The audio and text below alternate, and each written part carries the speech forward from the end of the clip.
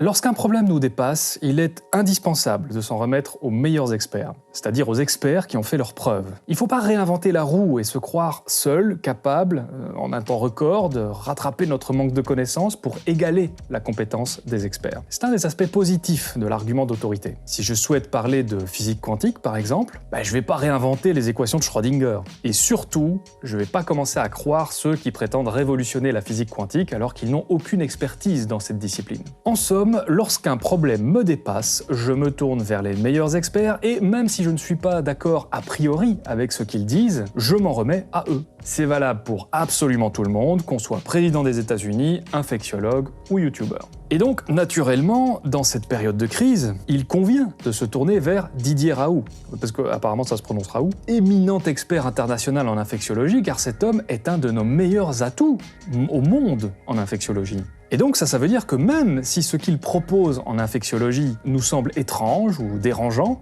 il convient de lui faire confiance, même si ses propos reposent sur un faible faisceau de preuves. Nous ne sommes pas meilleurs infectiologues que lui, et d'autre part, l'histoire des sciences est de toute façon truffée de grands experts dont l'intuition a permis d'immenses bonds en avant. Et c'est, à mon avis, pour cette raison que l'étude Discovery, la grande étude européenne en cours à la recherche d'un remède contre la Covid-19, a réintroduit l'hydroxychloroquine, donc le principe actif défendu par Raoult, dans ses essais alors qu'elle était préalablement écartée. L'étude Discovery, qui je le rappelle, porte sur 3200 patients pour un essai de 5 traitements différents. 5, donc pas juste la chloroquine. Lorsqu'un expert international du niveau de Didier Raoult est convaincu que son intuition a vu juste au sujet d'un principe actif, qui plus est en situation d'urgence, c'est effectivement un excellent choix de faire une entorse à la méthodologie et d'intégrer cette molécule à l'essai, même sans avoir d'études invitant à la nécessité de le faire, puisque, je le rappelle, au moment où Discovery a réintégré l'hydroxychloroquine, aucune étude ne mettait en évidence de façon robuste l'effet de cette molécule sur le SARS-CoV-2.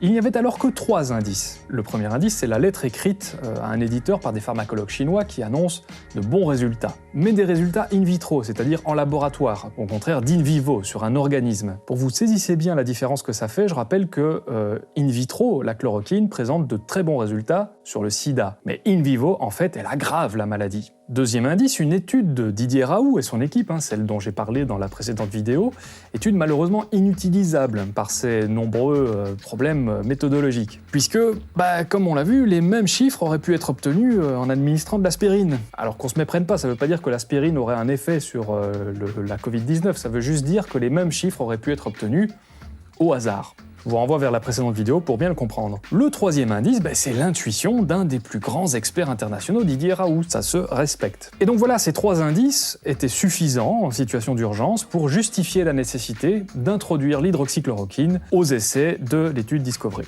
Les sciences ont toutes le même objectif. Produire la connaissance la plus fiable possible, pas parfaite, la plus fiable possible, dans leur domaine de recherche respectif. Discovery tente donc précisément de voir le plus rapidement possible, en sacrifiant les étapes de faible utilité vu l'urgence. Si tous ces indices conduisent à des preuves, parce que Discovery est une étude robuste adaptée à notre situation d'urgence. Tout ça dans le but de produire un contenu fiable en un temps record. Franchement, vous vous rendez pas compte à quel point c'est une mise en œuvre héroïque et spectaculaire. Une première fournée de résultats de l'étude Discovery devrait d'ailleurs tomber dans les quelques jours qui arrivent. Moins d'une semaine normalement. Et bien entendu, si des résultats en cours d'étude sont soudainement spectaculairement significatifs, vous vous doutez bien qu'on va pas attendre la date butoir pour en profiter juste parce que c'est comme ça qu'on fait et qu'il faut respecter les règles. Parce que ça, c'est un truc que je retrouve dans les commentaires et je trouve que c'est vraiment très naïf, très simpliste, de croire qu'au nom d'une sorte de bureaucratie de la science, on va suivre scrupuleusement des petites règles qui n'ont pas grande utilité en période d'urgence. C'est un petit peu sérieusement sous-estimer les capacités intellectuelles de la communauté scientifique, de croire que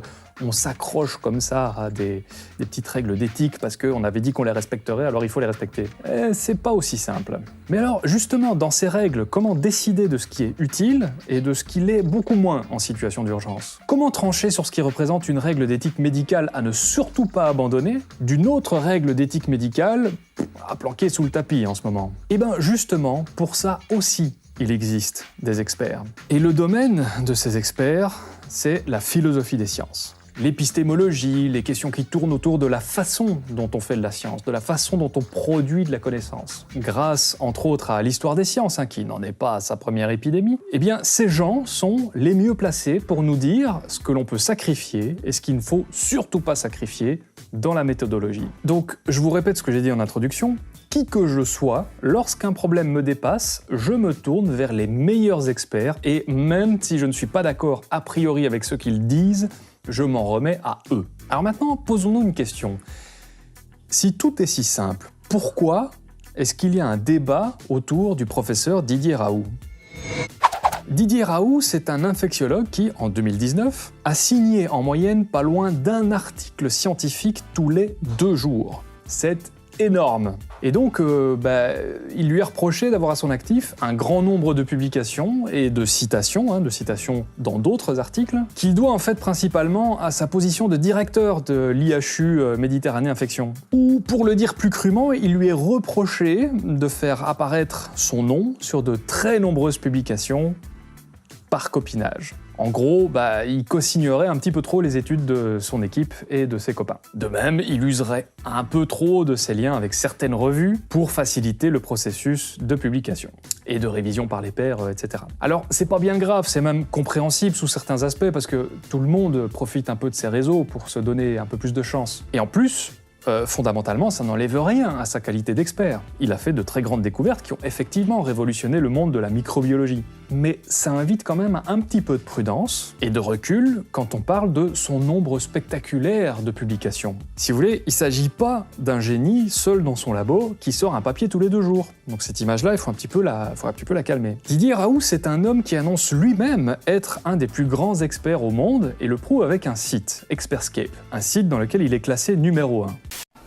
Chez nous, il y a une évaluation de ce qu'est les experts. Alors je vais vous montrer, par exemple, le site le plus simple d'utilisation, qui est un site international, c'est pas à nous, pour identifier ce qu'est un expert.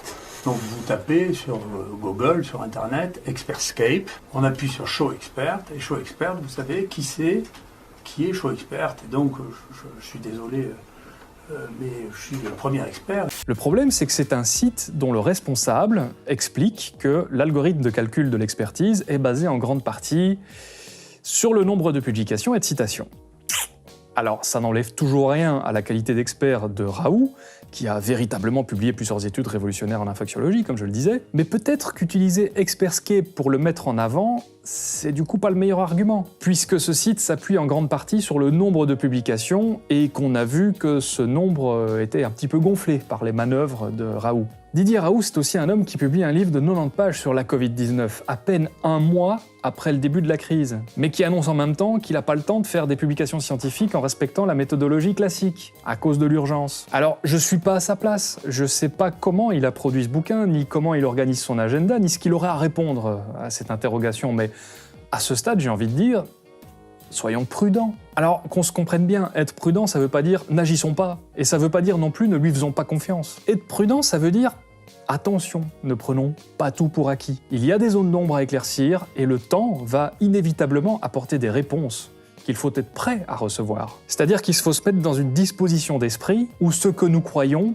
peut être faux. Il faut se tenir prêt à l'entendre, plus encore en situation d'urgence comme maintenant. Et puis Didier Raoult, c'est un médecin qui affirme souvent des choses inquiétantes. On retrouve des propos farfelus de Didier Raoult au sujet du climat, au sujet de l'évolution darwinienne, etc., etc. Alors je sais qu'on peut pas avoir raison tout le temps sur tous les sujets, mais donc je me dis légitimement que Raoult n'a peut-être pas raison tout le temps. Notamment le fait que Didier Raoult, c'est quand même un homme qui a crié « fin de partie » pour la Covid-19, en affirmant qu'une étude chinoise très en avance avait prouvé l'efficacité de l'hydroxychloroquine sur le SARS-CoV-2. J'avais été interviewé par la télévision chinoise, on m'a demandé le conseil que je donnais aux Chinois et ce que j'attendais des Chinois, que je considère comme les meilleures équipes de virologie au monde.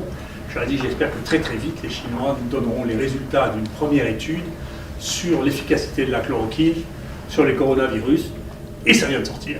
Donc c'est efficace sur les coronavirus avec 500 mg de chloroquine par jour pendant 10 jours. Il y a une amélioration spectaculaire et c'est recommandé pour tous les cas cliniquement positifs d'infection à coronavirus chinois. Donc c'est une excellente nouvelle. et d'ajouter qu'il s'agissait en réalité d'une maladie respiratoire très facile à combattre. C'est probablement l'infection respiratoire la plus facile à traiter de tout, la moins. Mais il s'est avéré par la suite que l'étude chinoise très en avance dont il parle n'est en fait qu'une lettre écrite à un éditeur par des pharmacologues chinois, et que cette maladie respiratoire si facile à traiter continue aujourd'hui même, plus d'un mois plus tard, de faire des milliers de morts. Est-ce qu'il est dès lors si injustifié que ça de se dire « Attention, le professeur Raoult est un homme qui fait parfois des annonces un petit peu prématurées ». Est-ce que c'est injustifié d'inviter à un petit peu de prudence? Cette prudence qui, je le rappelle, n'empêche nullement l'action. Didier Raoult, c'est un homme qui déclarait encore récemment, mot pour mot, que la méthode scientifique sert en réalité à imposer un point de vue développé par l'industrie pharmaceutique, que les médecins ne devraient pas réfléchir comme des méthodologistes et que leur place est aux côtés, je cite, des philosophes et des gens d'inspiration humaniste et religieuse, dans la réflexion morale, qu'il faut se débarrasser des mathématiciens dans ce domaine. Ce sont ces mots que je cite. C'est sa justification lorsqu'on lui demande pourquoi il a quitté le conseil scientifique de Macron. Parce que oui, il a claqué la porte du conseil scientifique de Macron. Alors ça, ce sont des mots qui, encore une fois, invitent à prendre beaucoup de recul parce qu'il y a là une véritable énigme. Et je pense que j'ai résolu cette énigme. Soyez un petit peu patient. Didier Raoult, c'est aussi un homme qui est très arrangeant avec ce qu'il publie. Disons-le très factuellement, sans jugement. Il fait des copier-coller Photoshop dans ses publications. Comprenez par là qu'il réutilise la même photo, recadrée, avec un zoom, ou en recomposant, donc pour faire comme si c'était une autre photo, dans des publications censées présenter des résultats différents sur des sujets différents. Alors, je vais pas l'accuser de tricherie pour autant. Je sais pas ce qu'il a à répondre de ces évidentes manipulations des données, peut-être qu'il a simplement voulu gagner du temps par exemple. Et en effet, ces copier-coller n'invalident pas de facto les conclusions de l'étude. Mais une fois encore, cette façon de faire m'invite à rester très prudent. Raoult est un homme qui, je le disais, affirmait en février que la Covid-19 était probablement l'infection respiratoire la plus facile à traiter. Il disait ça il y a 40 jours. L'infection respiratoire la plus facile à traiter. Et qui aujourd'hui dit qu'il n'a jamais parlé de remède miracle. Qu'en fait, l'hydroxychloroquine est juste utile pour réduire la charge virale des cas légers. Est-il dès lors si déraisonnable que ça de se demander ce que Didier Raoult dira le mois prochain ? Pour beaucoup d'entre vous, qui avez été parfois très impolis, voire très agressifs, la question qui prime est celle-ci. Pourquoi ne pas essayer la chloroquine puisque c'est sans risque, que nous sommes dans une situation d'urgence et que c'est recommandé par un des plus grands infectiologues et microbiologistes au monde? Alors en réalité, c'est pas une vraie question.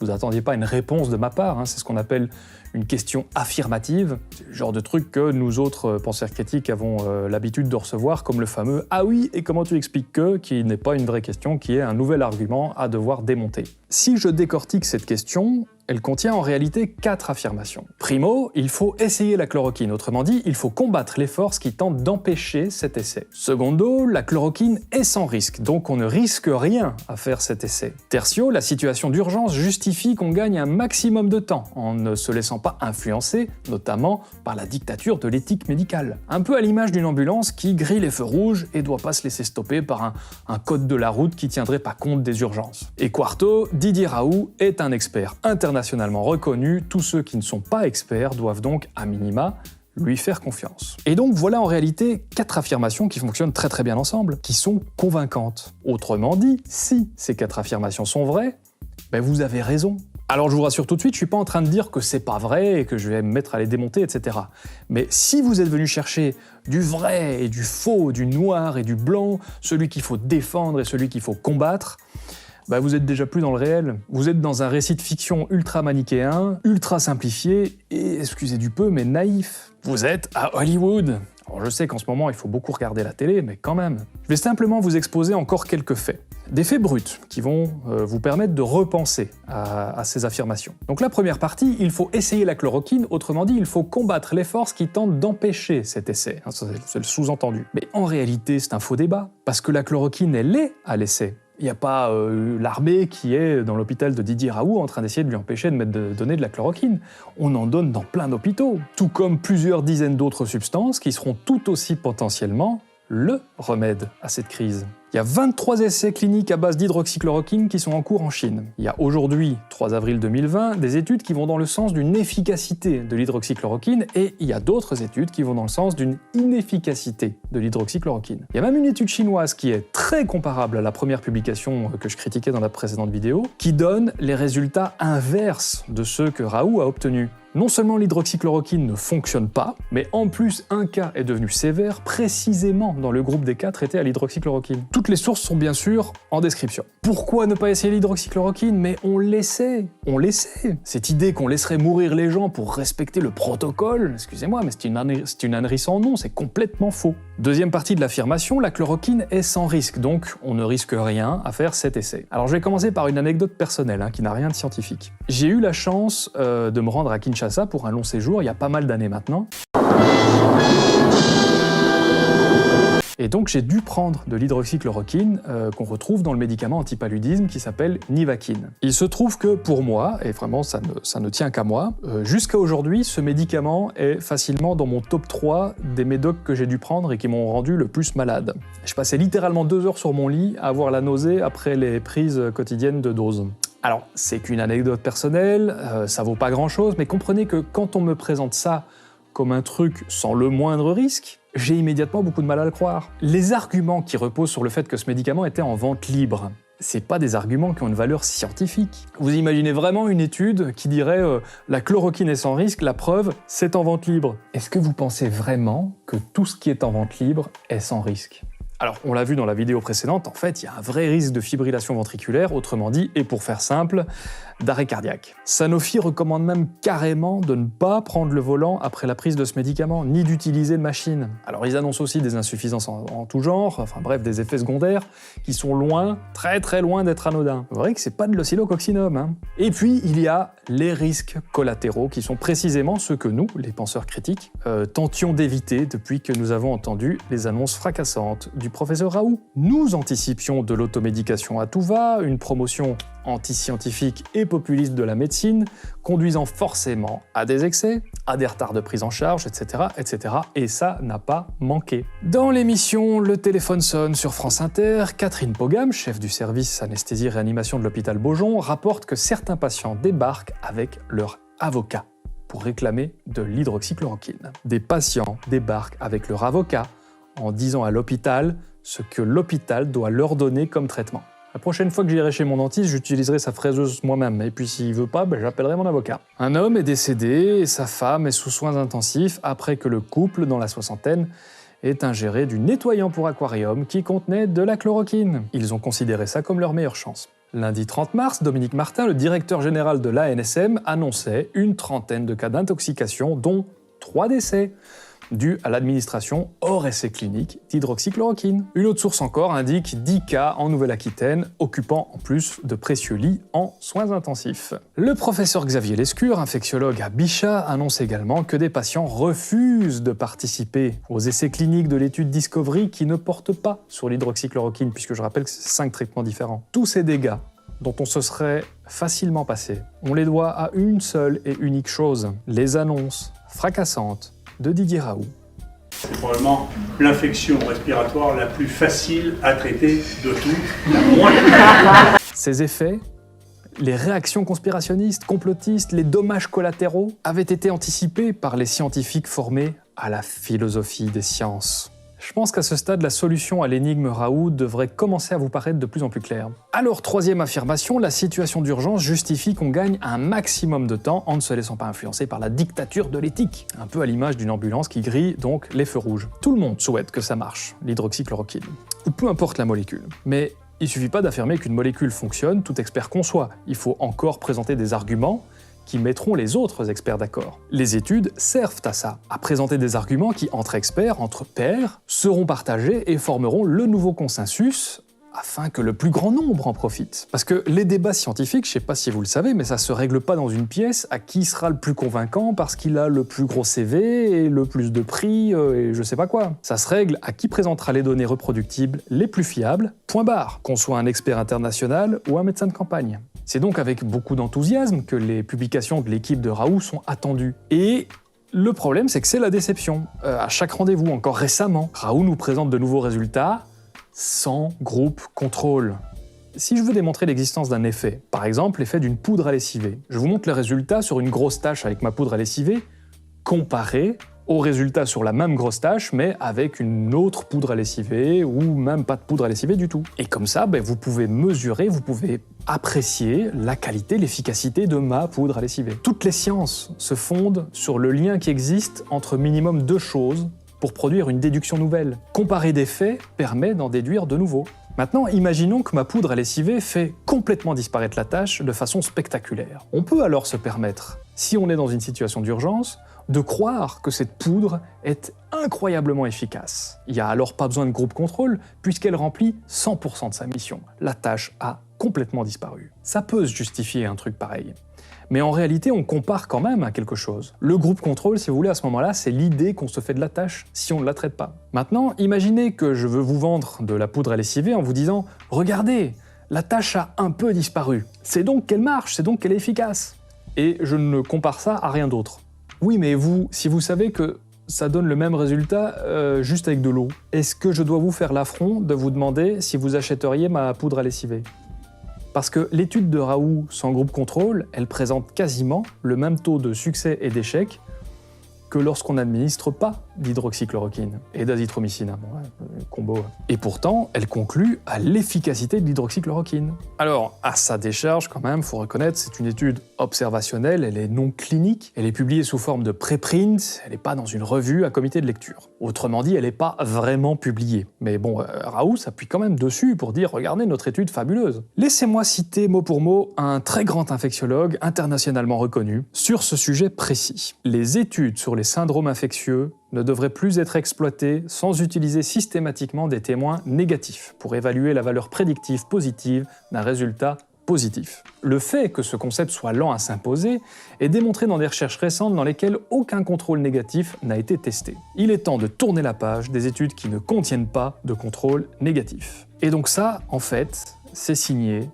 Didier Raoult avant la crise.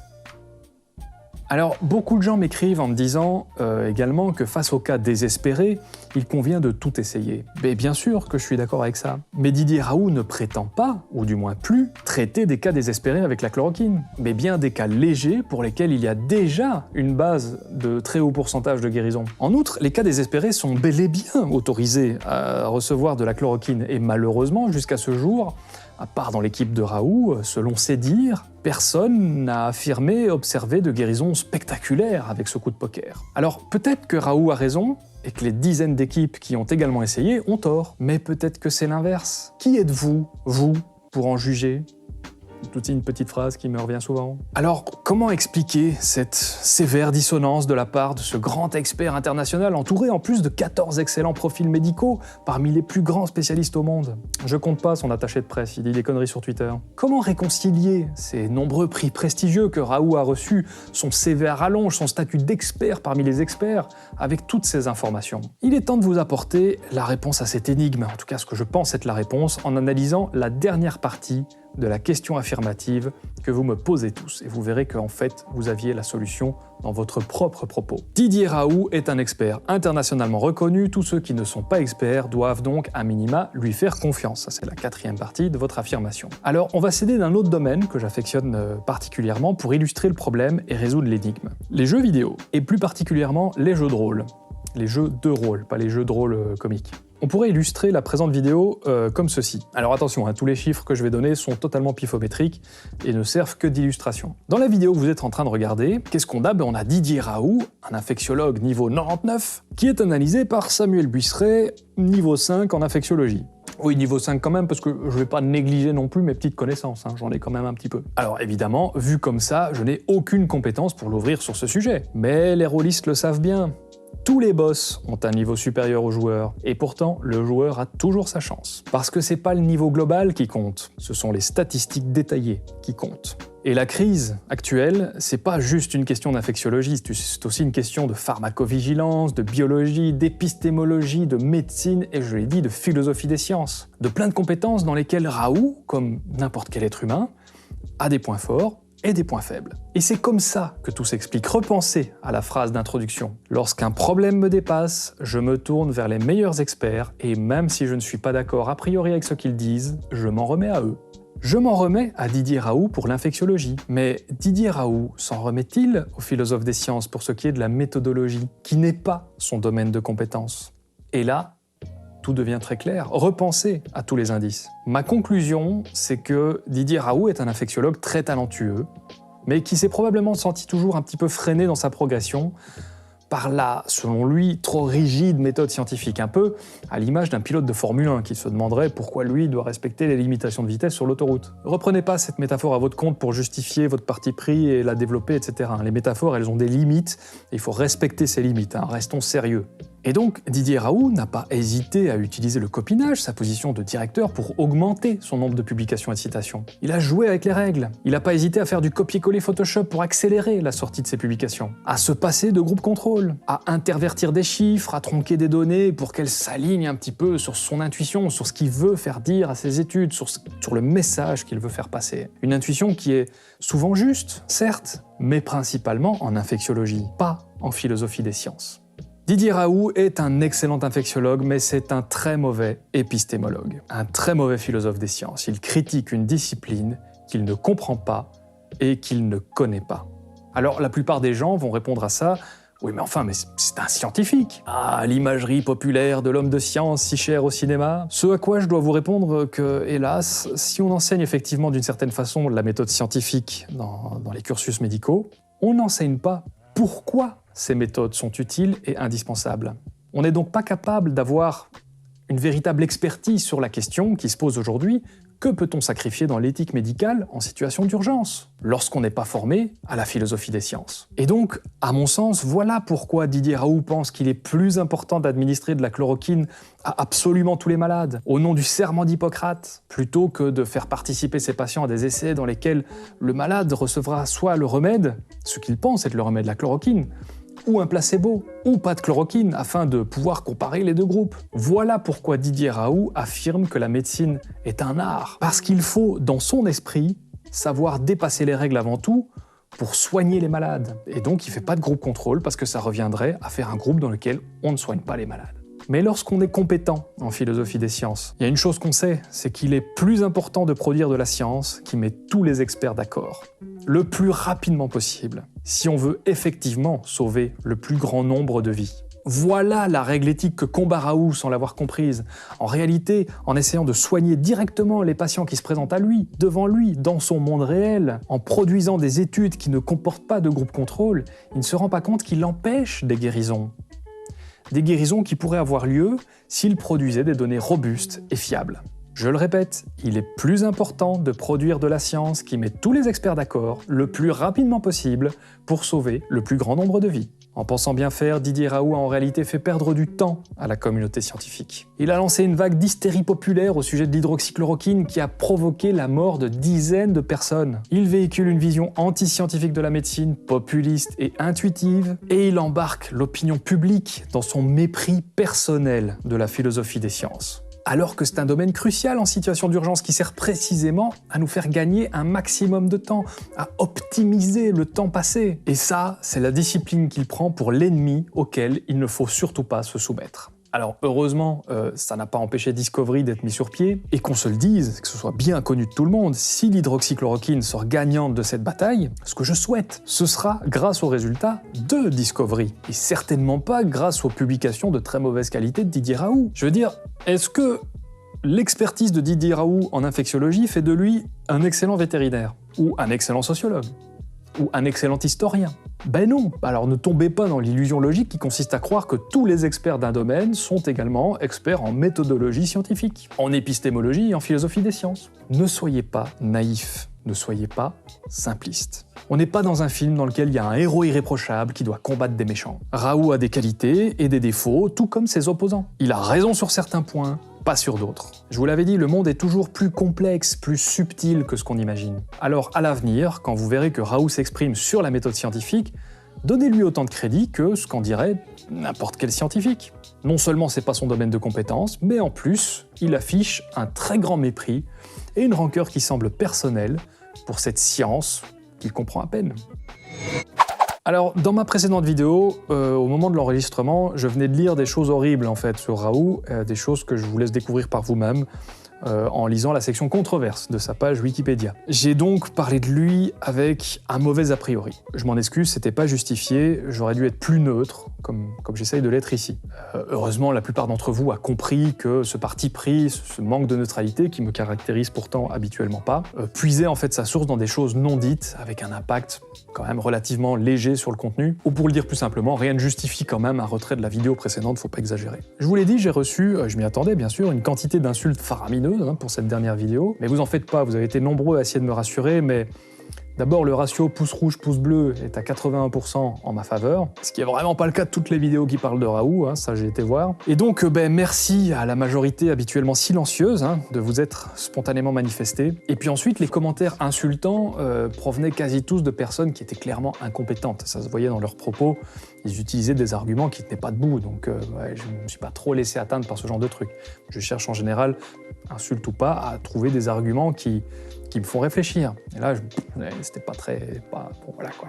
Alors attention, les rageux, je comprends que vous ayez envie de penser que je suis pas mieux placé que vous pour commenter la situation, mais c'est faux.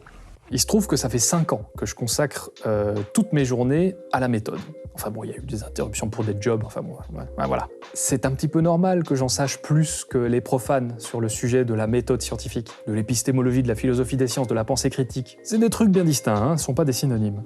Alors, je dis pas que je suis un grand ayatollah de la chose, mais je suis pas nulle part. Il n'y a pas que expert en infectiologie internationale d'un côté et profane de l'autre.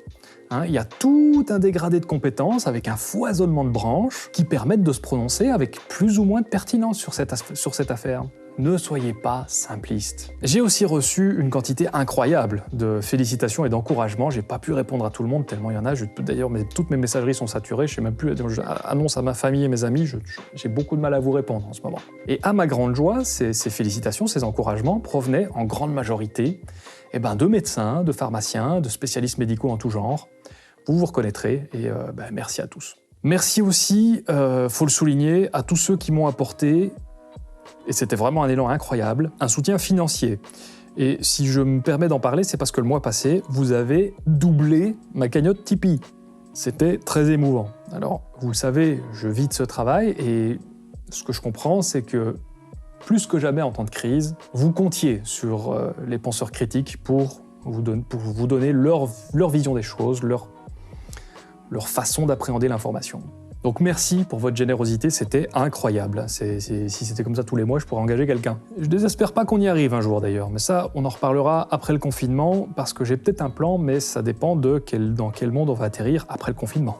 Et enfin, merci à tous ceux qui sont inquiétés pour ma femme, qui a souffert donc très probablement de la Covid-19. Elle va beaucoup mieux et j'attends à mon tour d'être sorti de la période pendant laquelle il se peut que je commence à développer des symptômes. D'après mes calculs, je pourrais me détendre aux alentours du 16 avril. Donc la petite famille va bien, je vous remercie. Si vous vous demandez qui de Raoult ou de ses contradicteurs a raison, eh bien vous avez tort. C'est la raison pour laquelle, je vous le rappelle, cette petite phrase est là.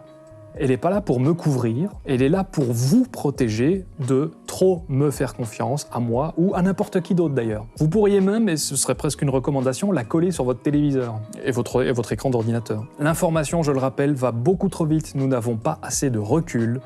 Point. La question s'arrête là pour tous les chercheurs de vérité à croire et à défendre. La seule promesse que moi je peux vous faire, c'est un petit peu celle de la science si vous voulez. Au fur et à mesure de mes publications vidéo, je corrigerai mes erreurs du mieux que je peux. Ce que je vous présente, c'est une analyse en évolution. Je vous invite aussi très sérieusement à ne pas attaquer l'individu. Raoult est actuellement la cible d'un véritable cyberharcèlement dans le camp des contres. Si vous n'aimez pas Didier Raoult, je vous invite à relativiser grâce à la vidéo de Jean-Baptiste Alexanian, qui est un psychiatre, avec qui j'ai pourtant déjà eu des petits désaccords, mais qui en l'occurrence tape vraiment dans le mille. Ne soyez pas réticents à prendre une bonne leçon, ça fait du bien, vous verrez, et en plus, je m'inclus dedans. Je finirai donc de la même façon que l'excellent article de Juliette Ferry-Danini, une docteure en philosophie et philosophe médicale, article que vous trouverez dans les sources et qui m'a véritablement apporté la pièce manquante du puzzle pour comprendre l'énigme Raoult. Elle finit en rappelant l'article 13 du Code de la déontologie médicale française. Lorsque le médecin participe à une action d'information du public de caractère éducatif et sanitaire, quel qu'en soit le moyen de diffusion, il doit ne faire état que de données confirmées, faire preuve de prudence et avoir le souci des répercussions de ses propos auprès du public. J'espère que des proches de Didier Raoult auront la décence, voire l'amitié, de lui rappeler qu'il peut tout aussi bien, in fine, inscrire son nom dans l'histoire aux côtés de ceux qui ont fait plus de tort que de bien, étant pourtant armés du meilleur CV et pétri des meilleures intentions. Quant à toi Internet, je te propose un petit exercice. Faisons un petit peu de pédagogie active. En description, vous trouverez une tribune signée par le professeur Raoult qui s'intitule « L'éthique du raisonnement contre l'éthique de la recherche ». Alors, je vous invite à le lire et à me dire en commentaire, à la lumière de ce que vous avez appris, ce que vous en pensez. Quelle est votre analyse de cet article? Et puis, comme on est en confinement et qu'on a bien le temps, si vous voulez vraiment améliorer votre méthode, je vous invite à aller voir ce qu'en disent les autres, une fois que vous avez mis votre texte, et à vous commenter les uns les autres, à essayer de vous corriger les uns les autres. Moi, je vais venir regarder tout ça, et s'il y a des trucs intéressants, j'hésiterai pas à participer. Alors, une dernière info, et non des moindres, pour les habitués de la chaîne, nous sommes 98 000. Alors si c'est pas déjà fait, n'oubliez pas de vous abonner parce que à 100 000 abonnés, je vous réserve une petite surprise spéciale confinement que vous n'êtes pas prêts d'oublier. Soyez prudents, sans que ça signifie bien sûr être inactif, bien au contraire. Sachez trier ce que vous entendez et donc prenez bien soin de la méthode avec laquelle vous mettez des trucs sous la casquette. Courage à tous, les jours qui viennent vont être très éprouvants, on va tous atteindre les pics dans nos pays respectifs. Et bravo à tous ceux qui vont au charbon, qui vont affronter cette saloperie. Bravo à tous ceux qui vont ramasser nos poubelles, à tous ceux qui scannent nos articles en magasin. Vous êtes les piliers de nos vies, on vous aime. Et tous les autres aussi, même les rageux, on a tous besoin d'amour.